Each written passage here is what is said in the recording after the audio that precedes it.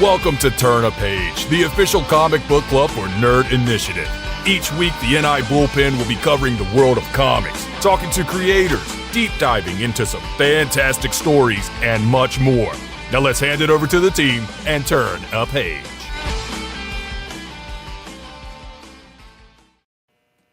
And what is going on, everyone? It is Tuesday night, 8 p.m. Eastern Standard Time, and you are tuned into Nerd Initiative YouTube and streaming services for another edition of Turn a Page, the comic book club done by the Nerd Initiative Bullpen. What is going on? My name is Ken M. I'm the host of the ODPH podcast, and you also know me as Nerd Initiative's comics editor-in-chief. To my left, your right on screen, take it away. Coming at you live and direct from a folding chair in the ODPH studio. Tis I, off the cuff Tom, your pop culture connoisseur, Nerd Initiative. Ken, as always, a pleasure. Absolutely. Love the rendition of the Tom Jolu. I'm not mad, I'm just disappointed, which you can find in the liner notes of this episode, no matter where you are. So definitely go out and support Tom. He's amazing. And yes, it is time to talk some comics. Conspicuous by their absence, though, is the dynamic duo of Drafts and Dialogue, Matt and Lauren from Hops Geeks News. They are recovering from an amazing weekend that they did. We have to give them their flowers. They absolutely crushed MegaCon Orlando. So you've been following Nerd Initiative social media, their accounts, which you can see on the QR code right on screen. They had so much content. They had panels going on galore. As you saw last week's episode, they completely delivered and then some. There's a lot of great things coming your way via them and Nerd Initiative, so definitely make sure that you're following all the accounts and you don't miss a moment of the content, because trust me, there's a lot of stuff on the way. So super proud of those guys.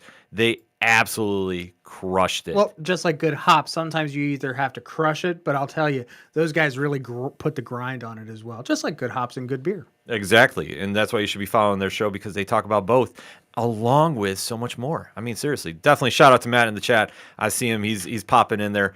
Earned the time off, but he definitely wanted to contribute for this episode. And like we say, there's a lot of stuff going on in Nerd Initiative, so you want to make sure you follow a very simple code that we do here, and that is the report card we have on the screen. So you make sure you subscribe to wherever you're watching this program: YouTube, Twitch, Kick, Twitter, Facebook, you name it. Wherever you're watching it, make sure you subscribe, hit your bell notifications Ding. So you don't miss when we go live with all the amazing content coming to Nerd Initiative, because there is a lot. Some stuff I can't speak about just yet, but there is a lot on the way. Can I talk about it? No, you can't. Okay. And you have to make sure you hit that like button as well, too, so you let our bosses know what you like seeing here at Nerd Initiative. They like seeing us. They do like seeing us, too, so you make sure you click on that QR code. Next month's newsletter is in the works right now, so if you want to find out what's going on at the home of pop culture positivity, it'll be delivered to you via email, so you definitely don't want to miss that. So definitely shout out to Matt in the chat. I see him in there. And definitely make sure, super chat. We want your voice in for this series that we're going to be talking about, because this has been one of my personal favorites, has been in all of comics history. And it's been having a little bit of resurgence in arguably the best superhero comic on the shelf right now, and that is Batman Superman World's Finest by Mark Waid and Dan Mora. And they have dabbled back into the universe that we are discussing in tonight's episode, and that is Kingdom Come. So if you've never seen or heard Kingdom Come before, we are going to be deep diving spoilers. It was a series 1996 that came out on the Elseworlds brand. I know with DC it's been rebranded under the Black Label, and it is by Mark Waid and painted art by Alex Ross. So you are going to see a lot of images pop up on the screen. Shout out to our guy in the chair, Rich, behind the scenes, because he's been very patient about working these amazing scenes out here, because when we had all this coming to present for the show, it was very hard not to just go through every single page, because the art is amazing. Ladies and gentlemen, please make sure to put on your glasses, because trust me, you're in for a wild ride. The best part is, and as much as we do love Matt and Lauren, that with just me and Ken tonight, it should be popping up right here. So, at least our the moneymakers we'll be sharing the spotlight with Alex Ross's art. You know what I'm saying? Well, no, we have the graphics all set up for that. So we are going to be going into tonight's episode of Turn a Page, Kingdom Come. So let us start with the cover right here alone. seeing this on the screen and just the amazing artwork. Like I say, out of the gate, this caught my eye at the comic shop when it came out. And Tom, I know this is when you first see this. I mean, what is your reaction? Well, I'll be very honest. Everybody knows here I'm not an old school comics guy. So I have always been intimidated by this book before reading it tonight. I know of it. I like a few things that I've seen in the artwork, but now having to do my homework for this, I am so glad and so fortunate I finally was able to just suck this all in. It's a lot. Just that first page alone, you recognize a few characters, you see some spins on others, and trust me, there is a very good reason why, and we will be getting into this. So please bear with us, ladies and gentlemen, because you are up for a wild ride. Absolutely. Because even right from the opening graphic that you see, the page just turns and you see this vivid imagery of the bat facing off with the American eagle, and just how they're symbolic right now, because where this story really centers around is the DC Trinity: Superman, Batman, and Wonder Woman. So you have a lot of that going on here. And then right from this image, you go to another one that teases what's coming on, and you have just this epic fight going on. And epic is, thrown around a lot per se, but Tom, seeing this image on screen, how else do you describe it? Polarizing, cloying, dramatic. They're literally pulling, for lack of better words, they're pulling a Boondock Saints. They're showing you the end, and now we got to see how we get there. Now, obviously, Boondock Saints came out years later, but they're putting the cart before the horse, and it is seeing the aftermath and how do we get there? Because then we know that it's a narration going on too, and then we get taken to a hospital scene on the next page. And we see that there is a certain priest talking to a patient, and that would have to be the Golden Age Sandman himself, Wesley Dobbs, as it's coming across. Oh my God, I didn't put two and two together. You did not figure this out? I did not? Yes. So we're seeing just a little back and forth about what's going on here.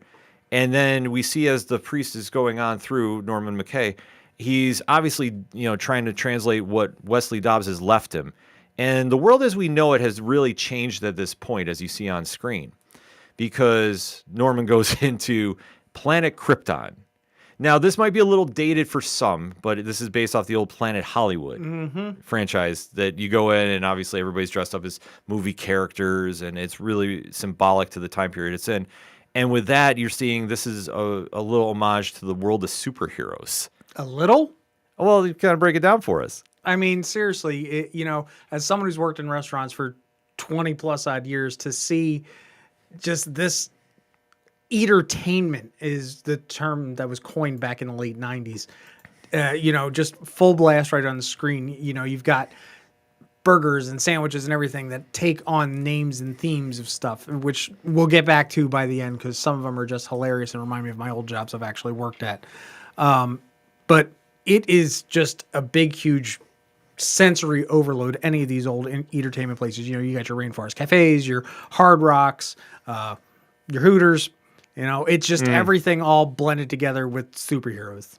Yeah, and it definitely reflects the time period it's in, because as Norman's walking through, we do see an image pop up, and this is where things get kind of interesting, because you see a superhero fight go on, and you really don't exactly know what's happening. This kind of looks like your average superhero battle, but it's really anything but. And as the narration leads on, this is not the DC heroes that we know. Nope.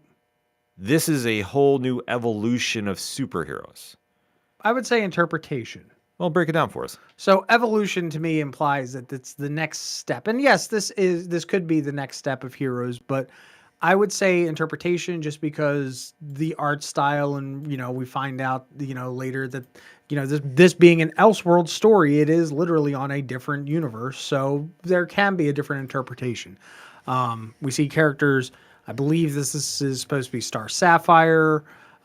There's just a lot going on here, and it's a lot to take in, especially if you're a DC purist. So you're even yourself sitting there going, "Who dat?"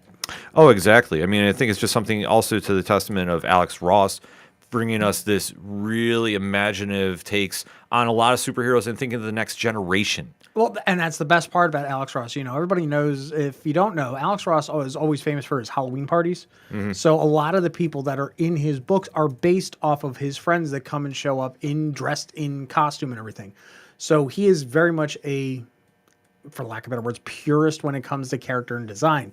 So for him to take the twist on this is just a credit to his art. Oh, absolutely. Because as we see, everything is kind of going a little crazy around. And the one thing that's the takeaway is these heroes are being very reckless and not upholding to the code, as you will, of the traditional superheroes. It's almost kind of teetering around the anti-hero. I hate using that term. Vigilanteism? Kind of, yeah. I mean, it's just do whatever it takes to get the job done. And if there's collateral damage, so be it, which is a really wild take. But we have to remember in this context, too, the 90s, in my opinion, was the real emergence of the anti-heroes. Agreed.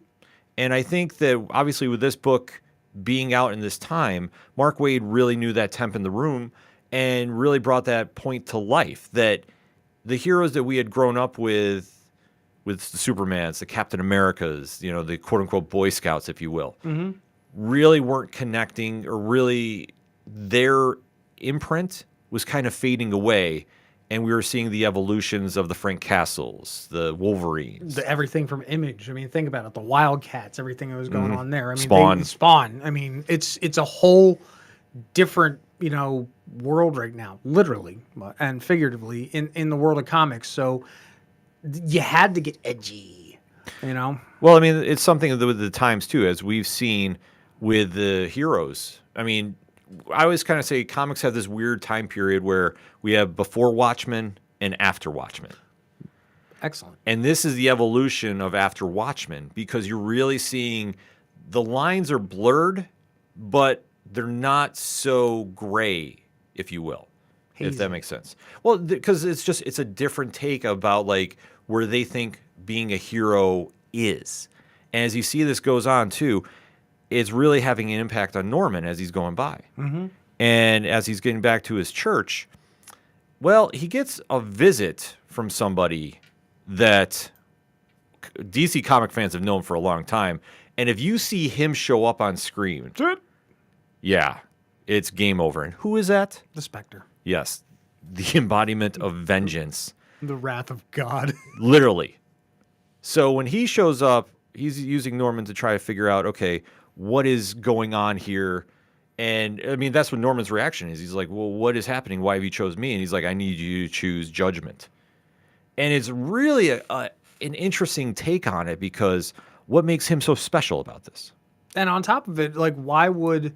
the wrath of God pick a preacher of all things to cast judgment. I could really go down a whole rabbit hole here, but we're just going to leave it at surface level on this one. Yeah.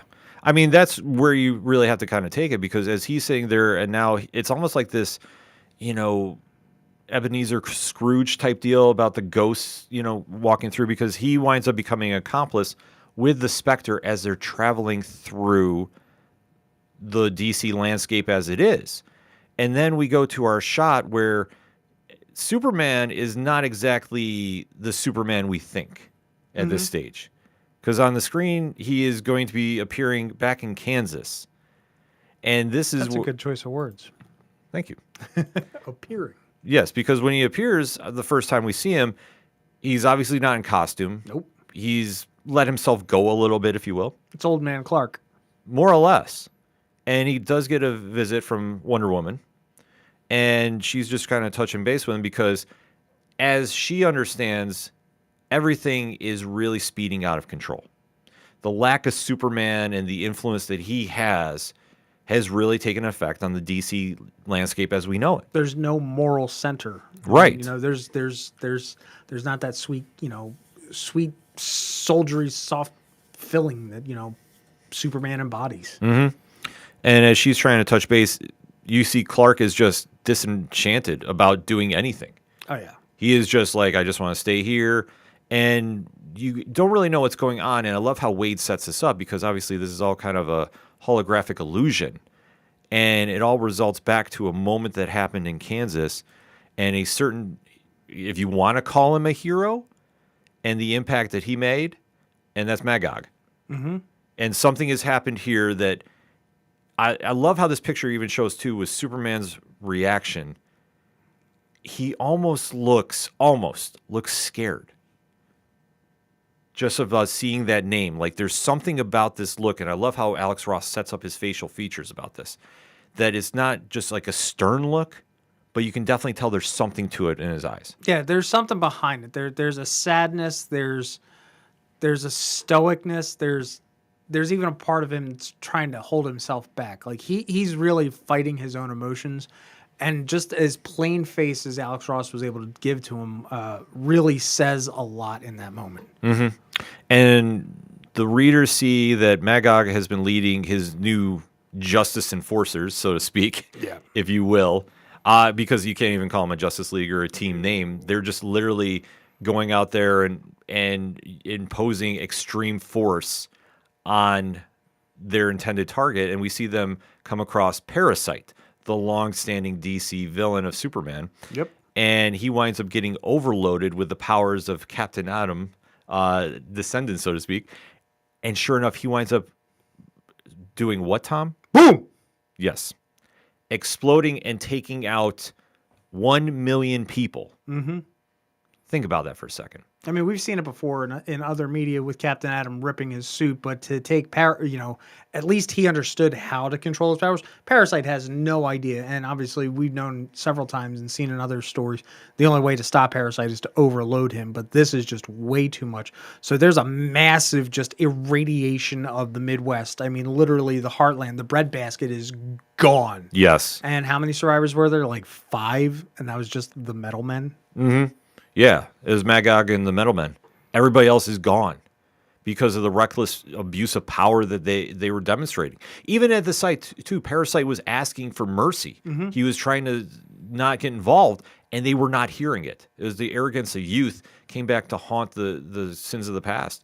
And it's just one of those moments that happens, and you can see the effect on Superman because obviously he has become so involved with the human race that seeing this go down, I mean, it almost gives him a mental breakdown, so to speak. And when he cuts off ties with everybody else, he really just goes away. But we still don't find this out till later, the exact reasons why. And then we start getting updated by the Spectre about what happened to the rest of the team. So we see the Flash is now protecting Central City, and he's doing it all by himself. Yep. And he's really kind of adapted that he's just really the embodiment of the Speed Force, more than so than you see in the comics. Like you don't even see his body, you just see the blur, and he's just going nonstop. Now, would you say based on this design, is it Jay Garrick or is it, a combination? Okay, because I really couldn't tell. I mean, you see the hat, and so I'm like, okay, is it Jay? Is it Wally? Is it Barry? It's just the Flash, Mm-hmm. And then we even see the shot of Hawkman in Seattle, and it looks absolutely nothing like him. And this is just a testament to Alex Ross's art. And then Green Lantern's flying his own spaceship in Oa and just protecting the universe. So, I mean, it's almost like the Justice League has evolved to a point where as much as they've aged, they're still imposing their will, but they just don't want to be involved with today's society. Now, I have a question. This was Parallax and everything, when he was when Kyle was taken over and became Ion and everything. Was this before or after Kingdom Come? This was right around like the same time. Okay, because you can definitely, to me, see some similarities between the costumes that I would, the big old shoulder pads, the power battery. So I was just wondering. Because Death of Superman was 93, so this is 96. Yeah. So it's roughly kind of the same timetable window. But then I think the biggest shock that we see is they go, well, what about Batman? And I love the shot that they showed of Batman. And it's obviously not the Batman we know. He has now built robot enforcers. The Bat Legion. Yes. And we see them imposing the Bat Will on Gotham, which is something that I wasn't super shocked with. I figured if Batman was ever going to go out and not be able to go up to the level he was going to be, that he would do something like this. It's a total police state.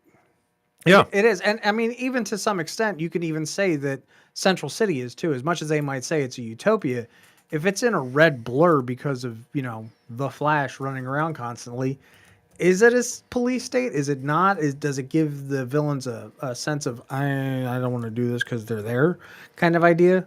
We don't really get into it, but obviously with Batman, we obviously get the overtone that, yeah, this is what we're doing now. So as we see, the story is kind of progressing to a point where Norman is back in Metropolis and is really trying to talk with the Spectre and just explain about why the heroes matter. And the Spectre is just being very coy about what's going on, too. Like, he doesn't tell enough what's happening, but he is really just having this really in-depth conversation with Norman. And Norman is screaming about, we need hope in this time. We need something to be of relevance. And then, lo and behold, there's a couple of heroes fighting and obviously risking the lives of everybody around them. But then we get this iconic shot that somebody has came back and the words of Wonder Woman finally clicked in, and that's Superman. And Tom, I mean, how do you describe this image? You can't compare. I mean, this is iconography at its finest. I mean, it is Superman. It is a different idea of Superman. It's old man Superman. We see the logos all blacked out. There's something bigger going on, but this is one of those pictures that's going to go down for the rest of the time. I mean, even later in the book, Alex Ross even does his own interpretations of Batman 1 and Amazing Fantasy, was it? No. Action Comics, the one with him with the car over his head. So to me, that particular image will stand with those in the long run. Oh, absolutely. I mean, I think that Alex knew what he was going to, especially when we go to issue number 2, and even like we kind of have an evolution of the cover, but then the first page when you open right into it after, and you see the shot of the heroes flying out of the Statue of Liberty torch. I mean, you want to talk about iconic moments. This is just describing it. And as you're seeing just Norman just trying to resonate with the Spectre about what's going on, they do kind of update a little bit that Superman has gotten the band back together, so to speak.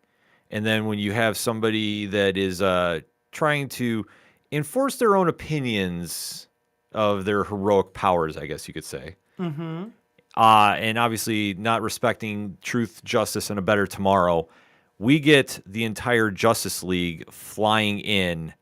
And this is the shot that, I mean, told me as a reader, we're getting back to business. And we see the Justice League right here. I mean, let's talk about this for a second. We have this updated shot of Hawkman, and talk about this design. It's a great idea to finally make Hawkman look like a Hawk man. Wonder Woman, as always, looks stunning. I mean, GL looks fantastic. Whichever version of the Flash is great. Power Girl. Come on, if we're all grown up, we don't need a boob window anymore. I'll say it. But in the background, man, the Ray. Yes. Like, that is just, we know what the Ray looks like. But to see the Sparkle Ray, that's what I was referring to him in my head. Sparkle Ray. With all the shine and shimmer and big, huge gold lame that he was rocking on there. Like, seriously, just amazing.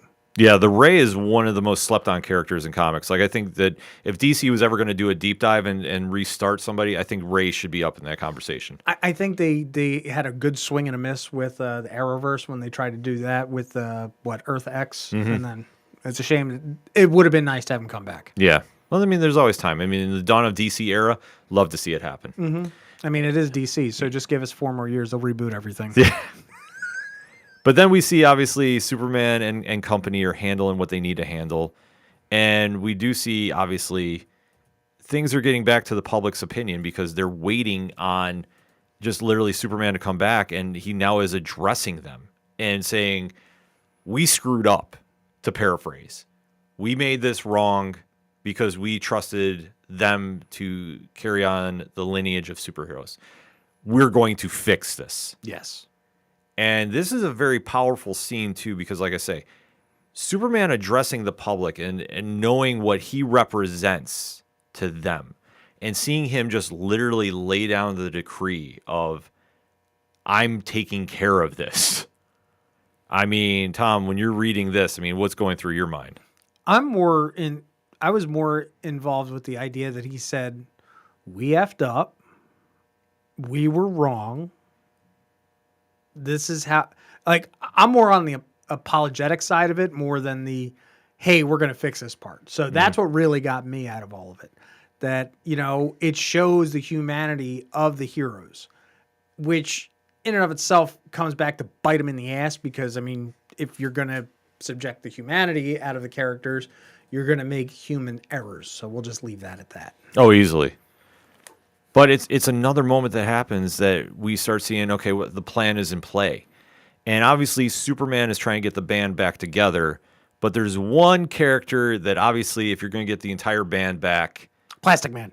well, in certain aspects, yes, but not for this one because Supes has to go take a visit to the Batcave, or dare I say, what's left over of it. And sure enough, who's lurking in the shadows? He's Batman. None other than Bruce Wayne, who's obviously been through some things and is not the exact Bruce Wayne that we all know. No. Because it looks like, obviously, he did not survive an encounter with Bane. And what the hell happened to the cave? All right, I'm sorry.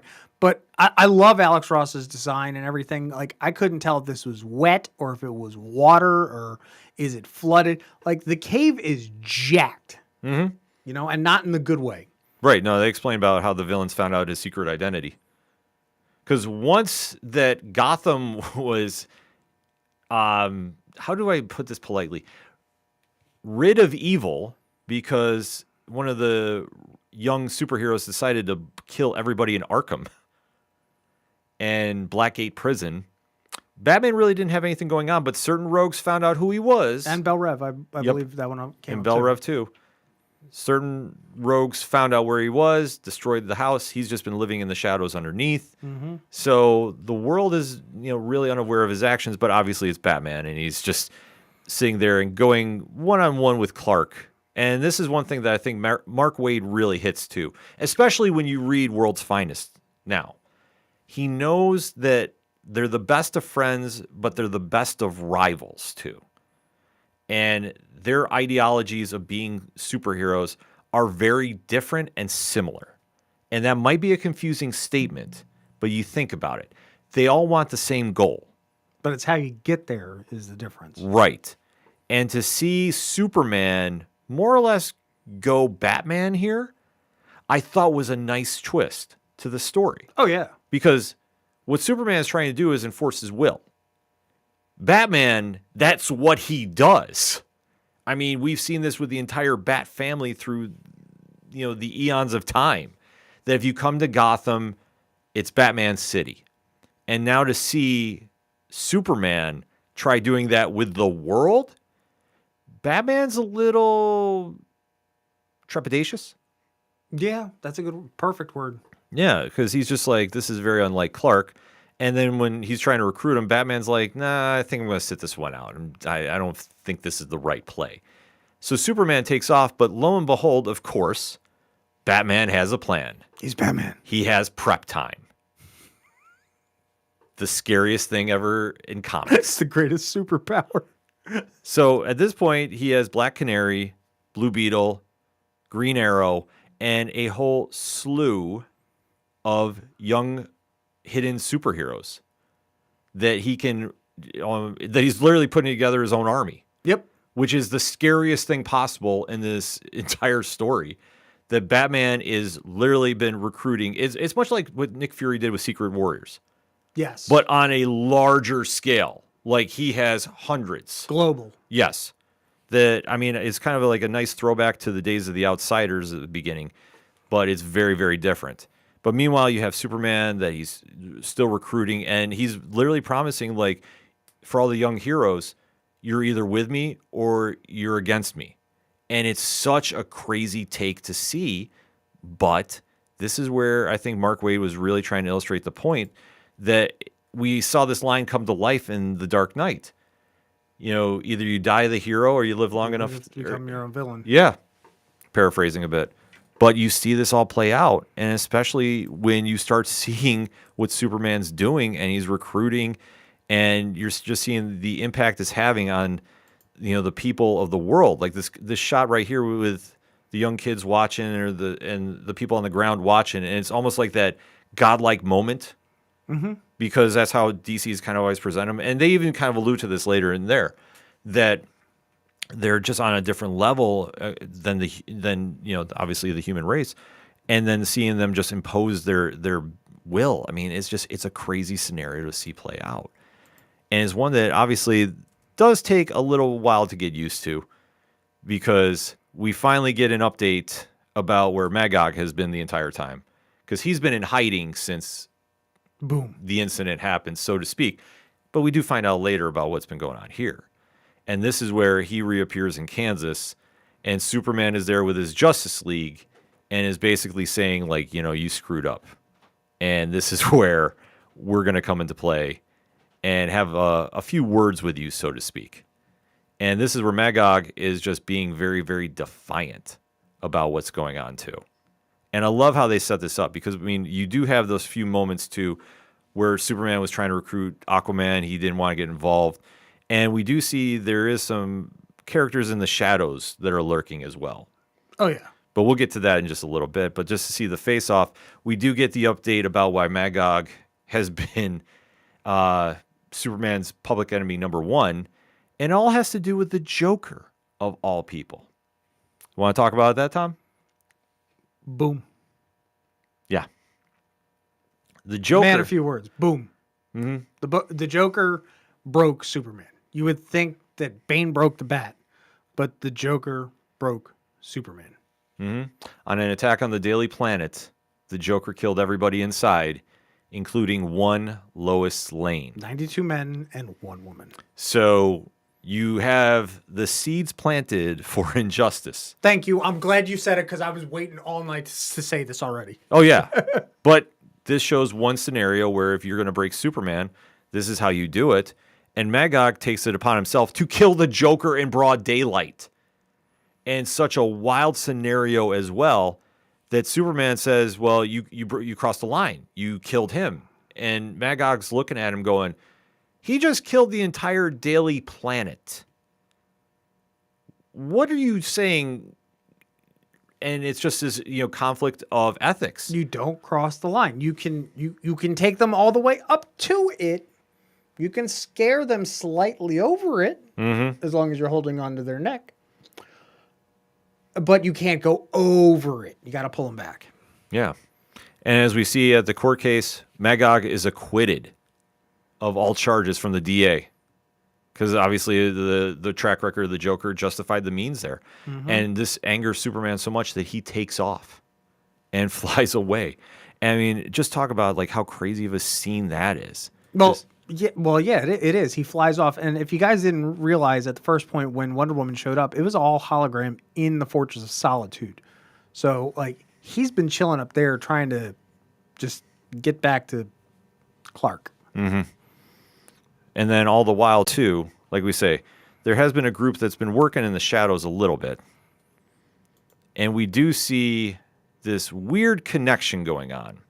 Because at the table that you see is the head of the Mankind Liberation Front. Capitalism. Mm-hmm. And who's at the head of the table? Not Roman Reigns. No. Or Cody Rhodes yet.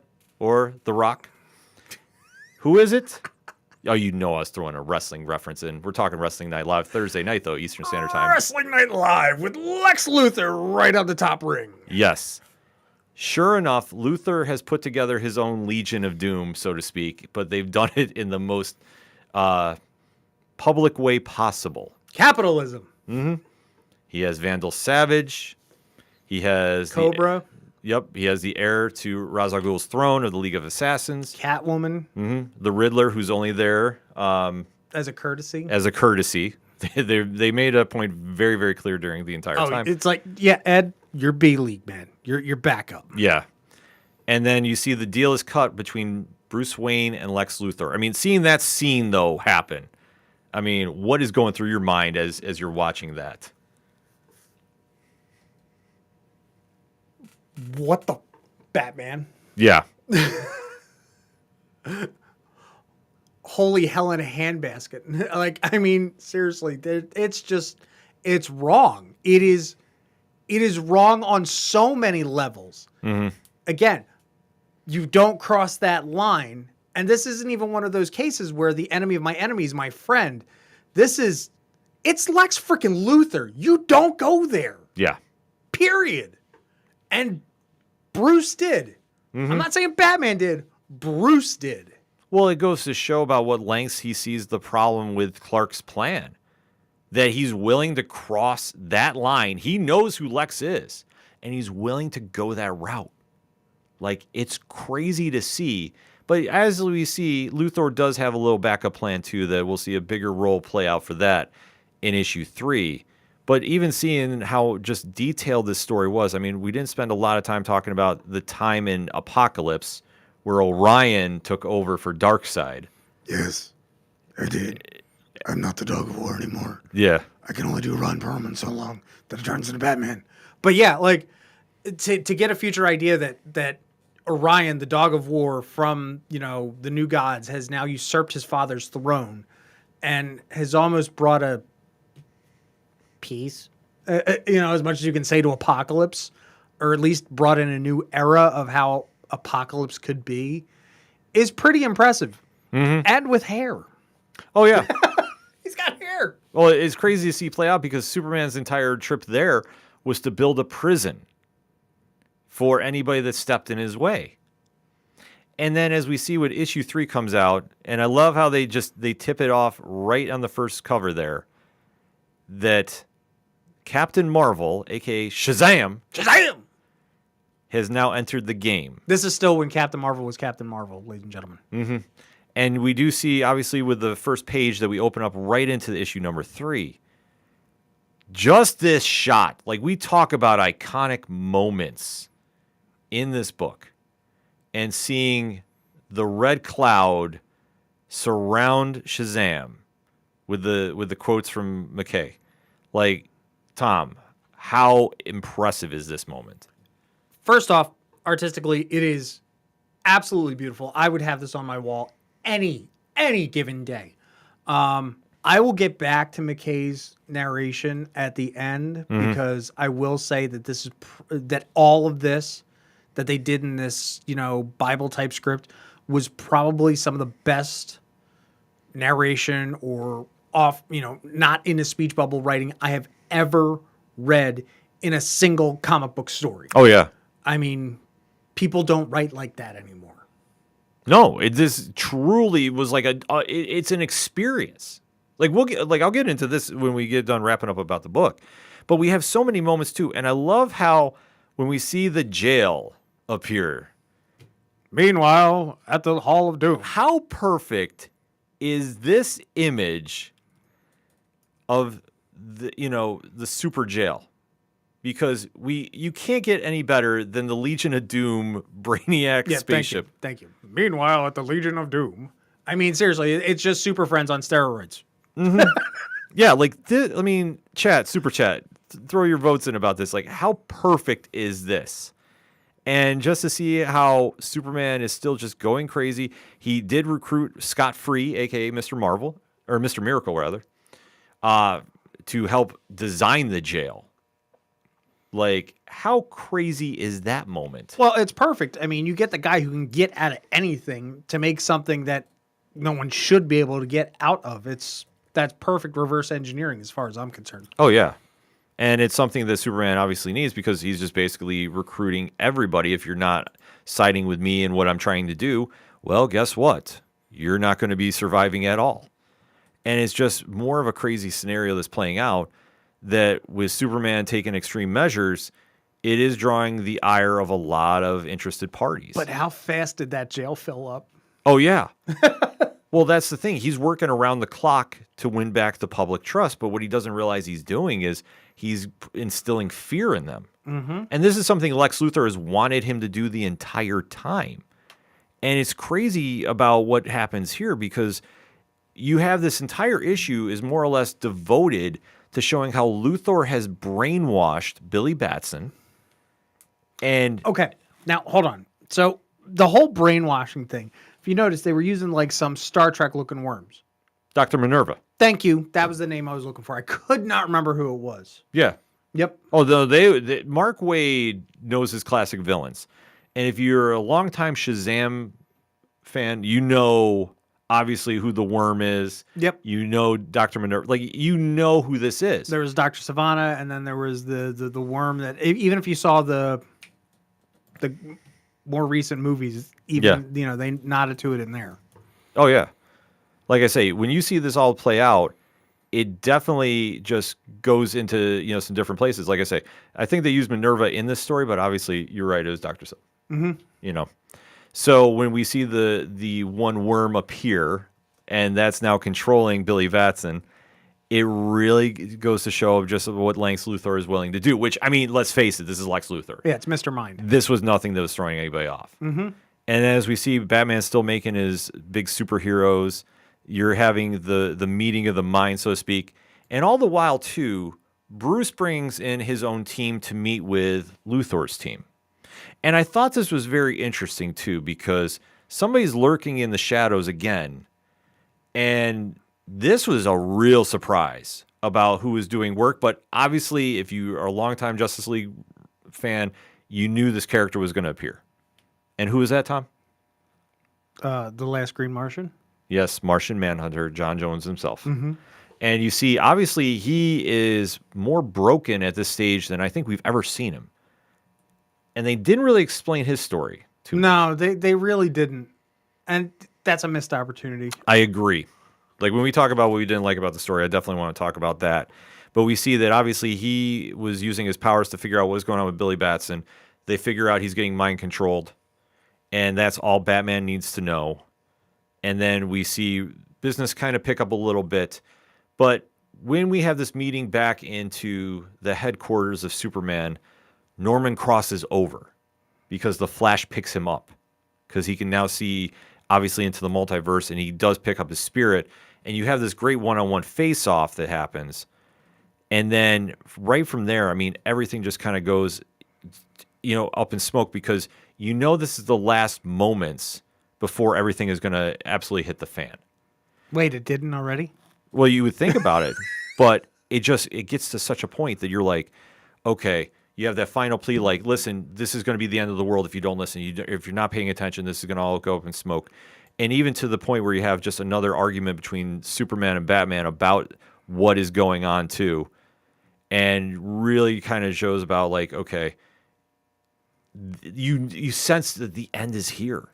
Even with Batman helping out and trying to save Billy Batson and making the last play, because we do have the big reveal that he was working Luthor the entire time. Because he's Batman. So he unleashes his forces onto Luthor's team, but it's not enough in time. No. And then you have the moment where, like I say, Batman's telling him basically, like, your jail has gone up in smoke. You have nuclear weapons now coming to that area. The public has now distrusted you enough that you've ticked off the United Nations. What are you going to do now? And you got to pull back. And Superman is still being arrogant and saying, I can stop everything. I can stop this. Mm-hmm. And then you get to the shot where he goes to the jail, but he is greeted by somebody waiting on him, setting up for the main event that we've all wanted, much like The Rock and Cody Rhodes. We now have a new player entering the game, and that's Captain Marvel, who is sitting there waiting to take Superman out. And this leads perfectly right into the final chapter of this book. I mean, I don't know how else they could set everything up perfectly. I mean, they did already up in chapter 1 with, the red and the lightning and everything. But now it's all come full circle. And let me tell you, I mean, we all know that in Fawcett Comics, this was the answer to, well, let's see, Marvel came before Supes, right? Mm-hmm. Yeah, so this is literally the copyright versus copyright in the long run, if you think about it. It's might versus magic. It's Alien versus, Shazam. And it makes perfect sense because Superman's one weakness, or one of them anyway in comics, has always been magic. So it's perfect that Luthor set this up for it. And then we get to the cover of issue number 4. I mean, this kind of says it all right here. And it's the one that we just literally go, it's over. Like, there's no coming back from this. The smoky image, and then the following one right after that, you just have the battle of all battles break loose. I mean, and this splash page right here, this 2-page, just, I mean, Tom. You can't not stop looking at it. Yeah. There are so many things going on in the background. There's so many things going on in the foreground. You're trying to understand which characters there are, what interpretations or iterations, who's squared up against who is also something that you could really go on and on about. Like, oh, well, why did they pick this? Why did you do that? Couldn't it have been better if you picked this character? Wait, who are they really going against for reasons? Mm-hmm. Yeah. And then it's like it just keeps escalating to where the fight is going on. The weapons are now coming into play, and you're seeing just how many different factors are just getting involved. And then finally, we get the one shot that, I mean, I was waiting to see how this is all going to play out. Obviously, after, issue 3, and as Batman has entered the game. And just this moment with his team of outsiders, that's what I'm just going to call him. Creep. Yeah, the Creeper. I mean, they had so many throwback characters in this moment too. And then the best shot of this though is Batman smiling. Like, of all things. Oh no, that is a grimace. That is not a smile. That is a grimace. Well, he's just like, it's game on. And knowing him and how much he loves being Batman, it just plays right into everything. So as all hell is breaking loose, you're seeing heroes are killing each other. You're seeing Batman and Wonder Woman are having a face-off because Wonder Woman has brought out her magic sword and is literally killing people. And Batman's like, this isn't who we are. And she's like, no, we are at war. Yeah, I would say at this point, as much as Bats is playing one way, Soups is playing another, I think Diana finally went off the deep end. I would say at this point, she's more Injustice Superman. Like, she's really at the point where I don't give a shit. The ends justify the means. Like, I think she's really past the line. That's the way I read it. Well, you have to think about this. You've had Superman and Batman butting heads quietly through this issue. Yep. And she's been caught in the middle. And it's finally like, this is now the end. And I think that she knew from when they were on Green Lantern Station. Like, when she gave that, emotionless kiss, that's when she knew, like, this is it. We're all going to die. And I think that she's like, if I'm going out swinging. Yep. And it's such a crazy moment, too, because when they fly up in space, that's when they see the nuclear warheads are coming their way. And what are they going to do? And then meanwhile, you just have Shazam and Superman having this amazing fight. I mean, how else do you describe this? This is when you talk about heavyweight bouts, this is a heavyweight bout. Yeah, I will say I think it was a little cheap that Billy just kept Shazamming himself. Well, you have to think... But knowing that the fact that, the lightning's coming down, it's the only thing that can really affect, Soups at this point. I get it. I still think it's a low blow, but it is what it is. If you're fighting Superman and you can't beat him with your fist, if you can hit him with magic lightning... I know. That's what I'm just saying. Nah, I mean, I thought it was brilliant. Chat, let us know what you thought about this fight. And then we get the moment that, I mean, if you've been reading the series the entire time, you've been waiting to see, and that is the judgment is now put in Norman's hand because the Spectre has basically said, this is it, this is the end. And he's like, what do you want me to do? He's like, I can't choose because you either choose the people or you choose the heroes. And there really is no winner here. And then what we see happen here is the words that he left Superman kind of finally stick because the speech here is really driving the point home about what he's saying about the heroes need hope. Mm-hmm. I mean, Tom, you want to elaborate a little bit on this? I mean, the reason that we've divulged is the wrong word. We were on a slippery slope once Superman had left and just everything went to crap, went to pot. And without hope, what are superheroes? Mm-hmm. It's hard to explain really that there's no backbone, there's no uprightness, there's no to hold them accountable to, and where can we go? I mean, we come find out years later that the S is a symbol for hope on Krypton, blah blah blah blah blah. But in this point, we don't have that yet. So it really it's disappointing, and it hurts to see that this is the world that, you know, could have been. Yeah. And as we see, obviously, the final play is made because Batman and Wonder Woman take out 2 of the ships, but one is still coming in. They can't stop. Nope. And Billy Batson finally has the worm destroyed in his ear and comes back to Earth and literally is inspired by Superman to make the ultimate sacrifice. Because he's the only person who can, because he's walked among both gods and men. Right. So he is the one that Norman McKay has been literally preaching about. It's been Shazam all the time. Not Soups. No. Shazam. And Shazam flies into the air and yells Shazam, Shazam, you know, and finally detonates the bomb. And then you just have the epic fallout image. I mean, words are not needed for this one. Just the smoke cloud comes out. The heroes that were there, most are killed. Green Lantern does wind up saving more than the original shot in Kansas. And then it's kind of basically the big wake-up call that Superman needed this entire time. And seeing this all just transpire, you get a Superman speech of, like, basically, I was wrong, and him taking atonement for what has happened. And hearing his speech there as he's just sitting through the dust clouds, and even like when he goes back to the UN nation, I mean, this is kind of where he has the atonement happen, because Norman gets there and is like basically talking and like, you need to forgive yourself. Well, before even that, he calls BS on the Spectre. He's like, no, you're not done. We got work to do still. Oh, yeah, because the Spectre tried ducking out. Yeah, no. Well, that's what he does in the comics, so it's kind of like, yeah, you get what you get there. You got, hold on. Yeah. No, you did the F around. Now here's the find out. Yeah. So he winds up getting the Spectre to take him to stop Superman from destroying the UN nations. And during this time, like, he has that moment, and he's just literally breaking down about, you know, what has transpired.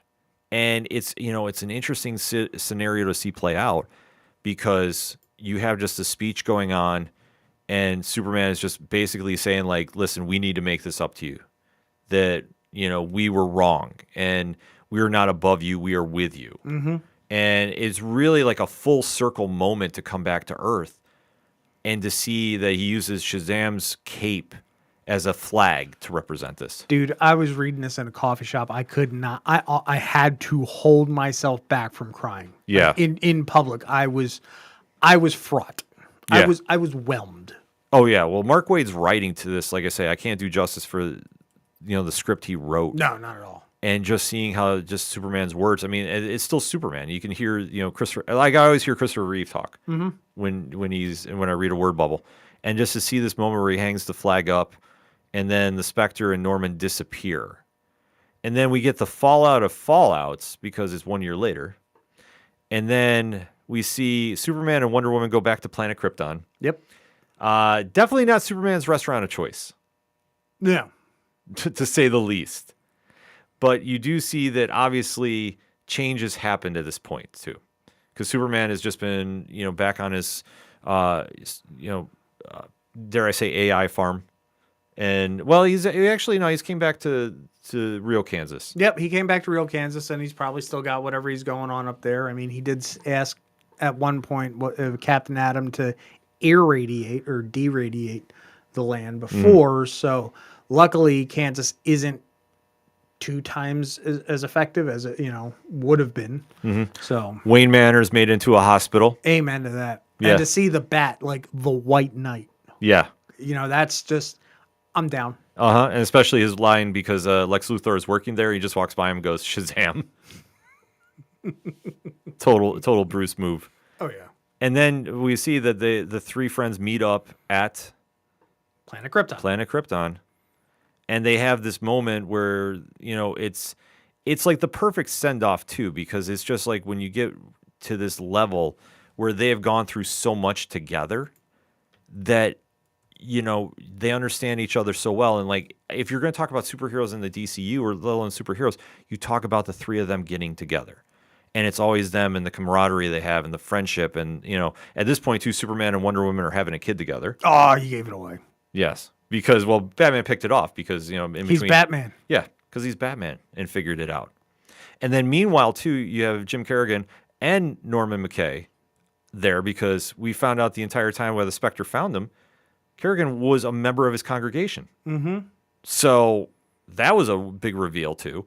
And then it just ends perfectly with the three friends, the Trinity walking out into the light. And that's how the book ends. So, I mean, what can we say? I mean, there's so much good to talk about this. From the art, the script, the theme of superheroes, the true essence of hope is what defines the hero. I mean, Tom, is there any other great moments to talk about here?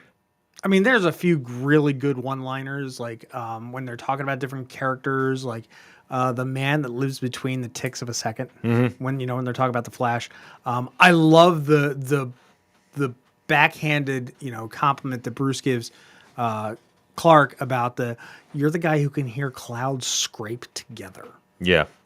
And then my other favorite part was when they go back to the end of Planet Krypton.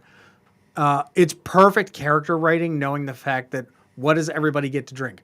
Coffee, milk, water. Yeah. Well, the Big Blue Boy Scout. Can I please have a glass of milk, please, and my chicky nuggies? Yeah. Well, like I say, it goes to the themes that we all know from them. Yeah. And it just, it comes full circle in this day and age, too, because we have to remember it's 1996. Mm-hmm. The rise of the antihero, like we talked about. Yep. And to see the true essence of the heroes and the themes that we know and what really makes them shine through. I mean, that's what really makes this story pop. And to see how no matter what is going on in the world, those themes will always rise to the top is just the perfect way to describe this story.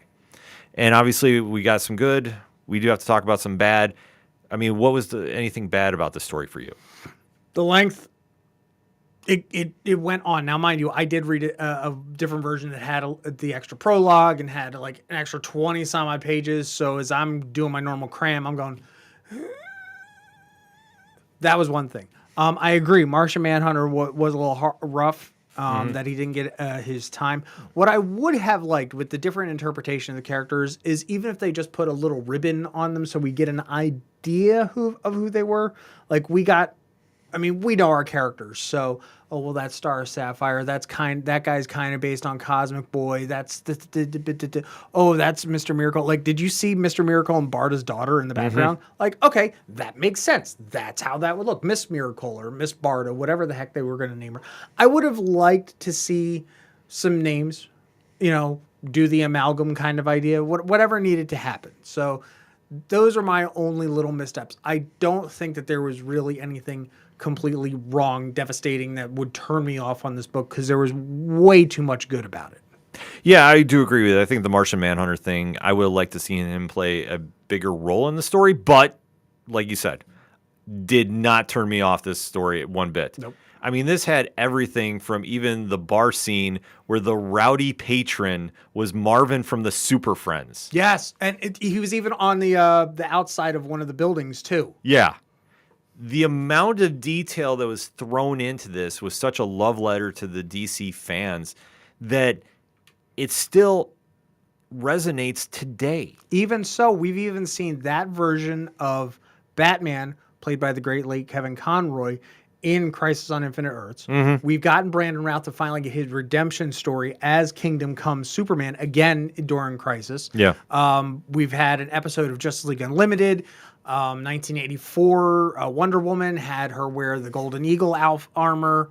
I mean, there was so much stuff that even still 20 and 30 years later, this story affects. And that is one of the hallmarks of great storytelling. Oh, absolutely. I mean, that's why I say when you pick up Batman, Superman, World's Finest right now, they're back in the world of Kingdom Come. And the story that Mark Waid, ironically, is writing again really carries some of those themes. A little different, though, to the story there, which, I mean, if you're not reading Batman, Superman, World's Finest, you really need to. Like I say, it's arguably the best superhero book on the block. And the fact that Mark Waid came back to pen this makes it all the more enjoyable because, yes, we have a lot of writers nowadays, especially, you get your modern writers that have been inspired by all the previous writers, but to have the same guy do his legacy story, he has a grasp on it that not everybody gets. Oh, fully agree. So, I mean, that being said, we talked about the good, the bad. We have to give our grades. Chat, definitely throw your grades in. If you've read Kingdom Come, what is your grade on this on a scale of 1 to 10? So, we'll obviously kick this off with Tom. 1 million. It's a perfect 10. There's no, you can't, look, there's little tiny gripes in this only because we're comic book fans and that's what we're going to do.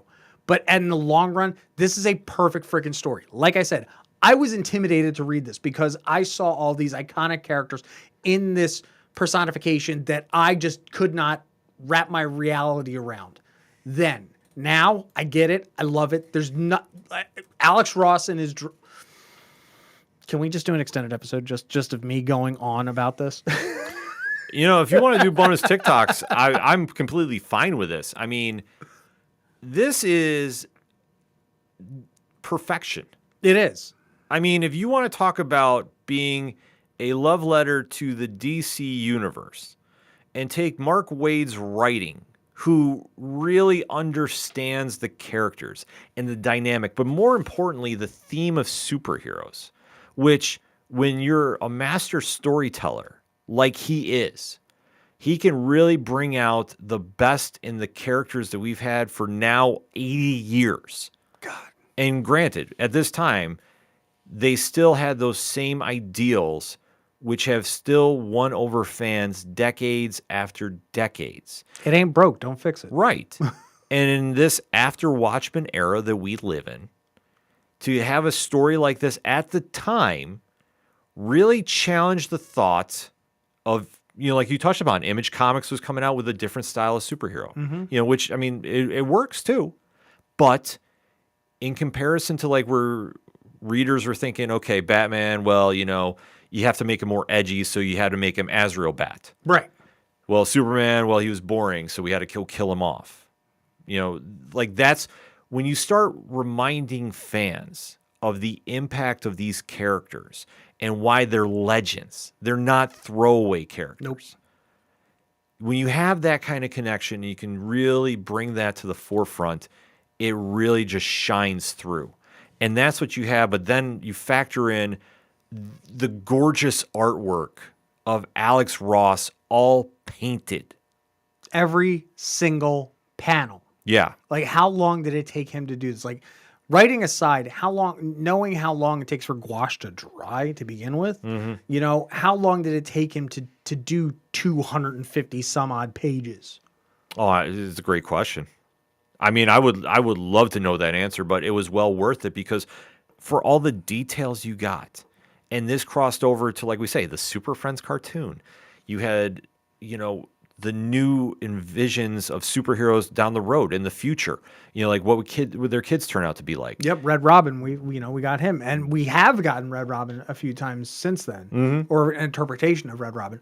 Kid Flash, we've definitely seen that. Jade, there was an idea of that from Alan Scott's daughter Jade, who became who was empowered by the Starheart as a Green Lantern in this. But yes, yeah. So when you have all that factored in, this is the easiest 10 you're going to pick up. It's an easy 100, and it still holds up to this day from 1996. Like, you could still pick this issue up right now, and I highly recommend you have this in your comic collection if you're a comic fan. And you will not be disappointed. The story still holds up. I mean, you can factor in stuff like Injustice has kind of spun out of this, at least been a little influence. But that's also a different interpretation of what would happen if Superman really went crazy. And in this situation, they walk that fine line, but you understand his goals. In a weird sense, it's almost like Professor X and Magneto. In a weird sense. Who would ever thought that Charles Xavier and Bruce Wayne would be a comparison here? It's a weird idea, but it works. Yeah, and think about this. This book is almost 30 years old. And we know back in 2016, I think it was, they did a hardcover version. So can you imagine what they're going to do for 30th anniversary in 2 years? It's crazy to think about, but I would definitely love to see it. I mean, that's on my coffee table already. Oh, yeah.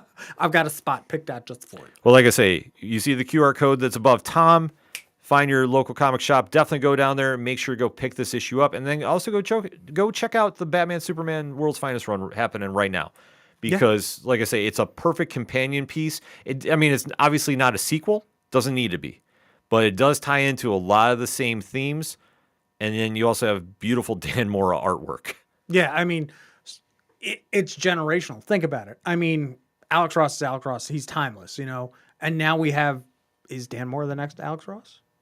Not using the same technique, but he's definitely going to be at that level one day. Where you turn your head and you look and go, that's Dan Mora's art. Fans are already doing that right now. Exactly. So that's what I'm saying. It's the pass down to the next generation. Mm-hmm. It's such a great read. So like I say, definitely go check those out. And obviously we're talking comics. Tomorrow is New Comic Book Day. That it is. And our tag team partners are not here this week, so we definitely want to make sure we plug their books. So Tom, why don't you start us off? So coming out from Dark Horse Comics tomorrow is going to be Cal Crowley, Mediocre Midnight Monster Hunter #2. If you guys haven't been following this, I know Matt has been raving about it. I know I've read a few issues of this. This is all written by David DeSmulchin, so you might know him as the Polka Dot Man. You might know him as one of the characters from Gotham. He has been writing this amazing story, and if you're not familiar, Count Crowley is kind of like take Svengoolie and Angel and campy B movies and put it all together with a little bit of alcoholism and some, family trauma, and it's perfect. It is so freaking well written. For Matt, I know I'm probably going crazy about this, but yeah, if Matt's still here in the chat, he'll absolutely agree with me. Go read it. It is seriously a dark horse you can't sleep on. Heck, dark horse. Yeah, no, the book is amazing. If you haven't read it, like I said, that's why I start smiling when I see the cover and just where the story is going to. Like I say, it's definitely worth checking out. Great pick there. Also speaking of Hopsgeeks news picks, I gotta say that 3 times fast. Definitely got to plug Star Wars Mace Windu #1. Mark Bernardin, George Gianti on the book, and definitely this is going to be one that you want to pick up at the shops if you're a Star Wars fan.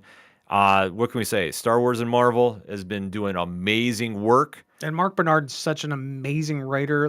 If you guys don't know, he's the other half of the Fat Man on Batman with Kevin Smith. He has been the LA Times writer. Bernardin's amazing. Done so much stuff. And trust me, it's one of our guys writing one of our stories. It is, yeah. Mm-hmm. And then obviously you got a pick this week too. Not that it's not surprising.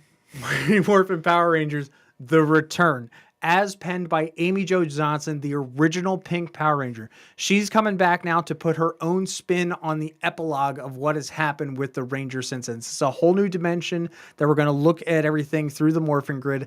I was trepidatious to get into this for certain reasons, but after doing my run through and wait till you see my review tomorrow on Nerd Initiative, you'll see why I am really excited. Also, here's a cool thing. It's one of the few Power Rangers books that actually names the chapters, so I don't have to make up names at the top. Tom is very happy. Oh, I'm so happy. And, for my pick this week, going out of Distillery, Gone #2. So this is Jock's Space Odyssey. I love this book. This is one that really won me over. We got the chance to talk to him at Nerd Initiative, so you can check the video out at New York Comic Con, and the book has not let up. This is a fantastic read, and you definitely want to make sure you're checking out everything going on with Distillery. They have a big 2024 lined up, so you definitely want to make sure you have their books in your pull list as well. And if you need more comic recommendations, well, that's simple. Starting at 9 a.m. Eastern Standard Time, nerdinitiative.com has your new comic book day reviews every 15 minutes. We have a new review dropping from Marvel, DC, Boom, Image, Mad Cave, Distillery, Comixology Originals. You name it. If we're not recommending it, what else do you need in your pull list if we're not talking it? That is how confident we are about the reviews, because I'll tell you what. I'm so choked up over it. There's that much stuff out there tomorrow. There is. It's an amazing day at the comic shop, so you definitely want to go out and definitely tag us on social media. Let us know what you're picking up, because the Nerd Initiative will be covering New Comic Book Day and the day after as well. That's right. Shout out to our guy, Mickey. He has the great video series coming out recapping the books that really made the biggest impact of the day. So if you want to talk comics, Nerd Initiative is your home for that and so much more in the land of pop culture positivity. Jump in those comments on our reviews. Tell us what you think you saw in them that we didn't. This is why we want to do this. We want to reach out. We want to get the connections. Exactly. And there's an easy way to do that. How? And that's by contacting Nerd Initiative. Ah. Yes, so you make sure you click on the QR code. We love QR codes here at Nerd Initiative. So you definitely want to make sure you sign up for the newsletter so you are caught up to date of all the events that are happening with Nerd Initiative in 2024. There's a big lineup of things coming your way, so you definitely don't want to miss out. So you want to make sure that you're subscribed, you want to make sure you're following, and you don't miss a minute of the content. And due to contract reasons, we also have to talk about the merch store. Sell the merch. Yes, so if you're looking for Nerd Initiative cups, hoodies, hats, you name it, swing on over to the Nerd Initiative merchandise site and go support the brand and definitely get yourself some gear for the spring, the winter, the fall, the summer. It's not going to make it by Valentine's Day, by next week. But trust me, you grab one of them mugs, it's going to fit perfectly for your March beverage in St. Patty's Day. Just saying. It'll fit any time of year because especially if you're going to cons, you definitely want to be supporting the Nerd Initiative brand. And how do you do that another way? Well, it's simple. You go back to that report card that we had at the beginning of the show. You make sure that wherever you're watching the Nerd Initiative content, you drop that subscribe. You make sure that you're following, whether it's YouTube, whether it's Twitch, whether it's Kick, whether it's Facebook, Instagram, Threads. MySpace? We might have a page out there. I've been hearing rumors about that, so we'll have to kind of investigate a little bit. But basically, you make sure you hit that subscribe button. You click the bell icon here on YouTube so you get notifications so you don't miss any content that's happening. And make sure you tap that like button because our bosses like to see that, especially on Thursday nights, too. Shout out to our guy in the chair, Rich. Wrestling Night Live is dropping this Thursday, 8 p.m. Eastern Standard Time, and there's a whole lot of wrestling topics to be talking about with Rich and Nick, the newest addition to the team. Shout out to Nick. And we have a lot to dive into the land of The Rock, Roman Reigns, Cody Rhodes, AEW, GCW, New Japan Pro Wrestling, and so many more, keeping the conversation positive and not toxic because that is the best way to talk pro wrestling. How's my eyebrow? I guess it's looking good. All right. So that being said, make sure you are subscribed to the channel because we will be announcing next week we have a special interview lined up. Dude, do we ever? And That's putting it mildly. Tip of the iceberg. Oh, exactly. And we'll be talking about that on the social media accounts Thursday. So you want to make sure you're following the brand so you know who is going to be swinging by. Turn a page for a live interview next week because it's one of the biggest names in comics and definitely has a lot to talk about of all the amazing series that he is writing right now. And it's so live you need to be there. If not, you better be dead. Fair enough. I can't put it any better as well. So if you want to find out who that is, make sure you're paying attention to Nerd Initiative's social media accounts. On Thursday, we'll be dropping that announcement on all the accounts, and make sure you're subscribed so you don't miss that interview and join in the chat. So for the one and only Tom, why don't you let everybody know how to find out you and what's going on with Off the Cuff? Because we love all those QR codes, Ken's going to point over there haphazardly into the sky, and you're going to look at my face. Right underneath my face, you'll see that QR code, and you can check me out on all the holy social medias. And don't forget, later this year, I'll be up at Syracuse Collectors Con because Power Rangers. Yeah, enough said. Enough said. And for me, and you want to find out what's going on with the ODPH team, simple. Click on those QR codes or odphpodcast.com if you're listening in podcast form. And definitely join the conversation because we got a lot of stuff heading your way in the upcoming weeks. So that being said, thank you for stopping by. Turn a page. We definitely love seeing all the comments in the chat. Definitely on the replays, hit us up. Let us know what books you are interested in having us cover. And remember, when you're at the comic shops and you have a great issue in your hands, such as Kingdom Come by DC Comics, and you see somebody struggling to find something, hand yours off to them. Tell them to turn a page. We'll see you next week. I'm out.